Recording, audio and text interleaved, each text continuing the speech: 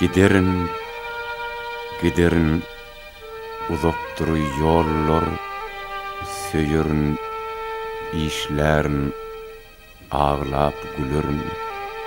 Kim men, näme, kadim dünýäň yüzünne, men bolary, ölümden soň bilerim.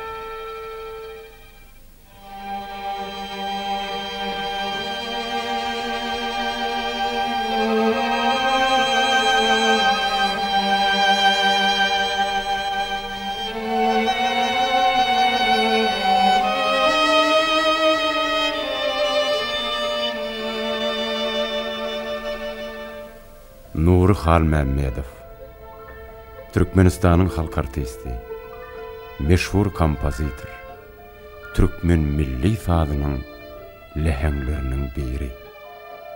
Nuri Hal Mehmedov gysga emma şöhratly durmuş ýoluny geçdi.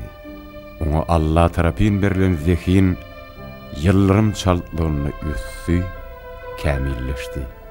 Hergedekki düzülýän saz bütün durky bilen nurlanyp, dinleyici özünün zadylaýjy täsirini ýetirýärdi.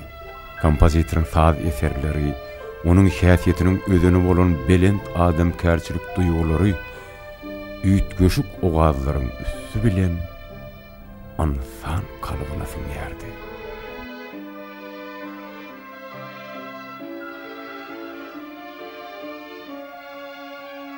Nuri Hal Mehmedov, mukama singen ömür.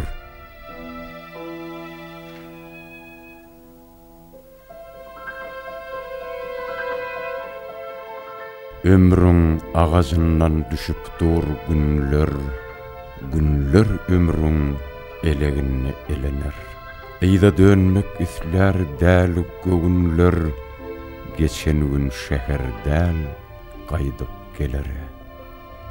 Her kimin geçenden bir ahmary bar, menne de ahmary bar, ýöne men hergiz seniň ruhun bilen ederin mydar, meniň bar ruhumy direlden serwiyim. Ýolumyzyň çatak düşeni üçin gam çekme. Bu derdi götürgün merdem, uruşdan aman sağ halas bolmak kıyın, has kıyın halas bolmak yatlamalardan. Düşün yatlamalar köngülüme hali, sarılan yapraklan düşüş yali. Çağalık mukamı.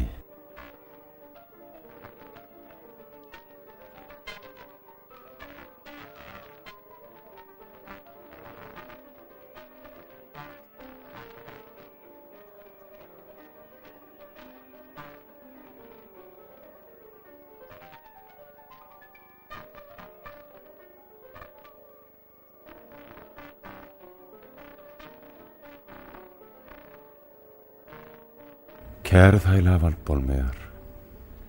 Oň özü seni bennetmeli.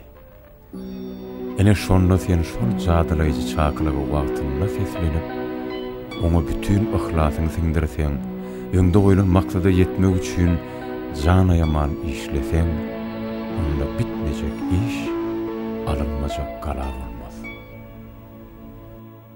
Men saz bilen ilkinji tanışlygym çağırykdan başlanypdy.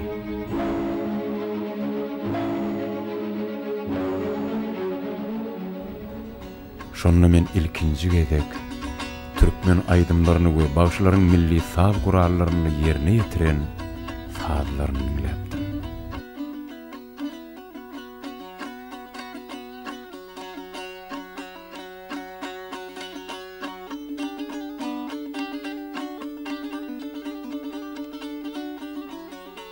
Halk aýdymlaryny diýsem baý milli süňmi, olaryň öz bolşlugy maňa diýsem täsir etdi. Men olary ýürekden söýdüm.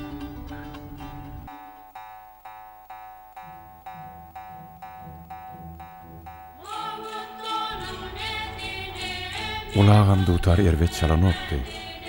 Men onu sagatlaap dinläp bilýärdim.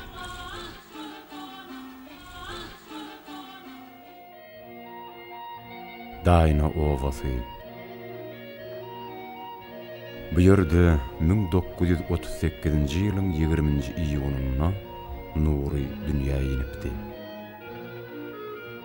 Daýyna Gökdepe uruşy netijesinde dağınık ýaşan öňkü Mürçü owasynyň ilaty tarapyndan 1882-nji ýylyň noýabr-dekabr aýlaryna döräpdi.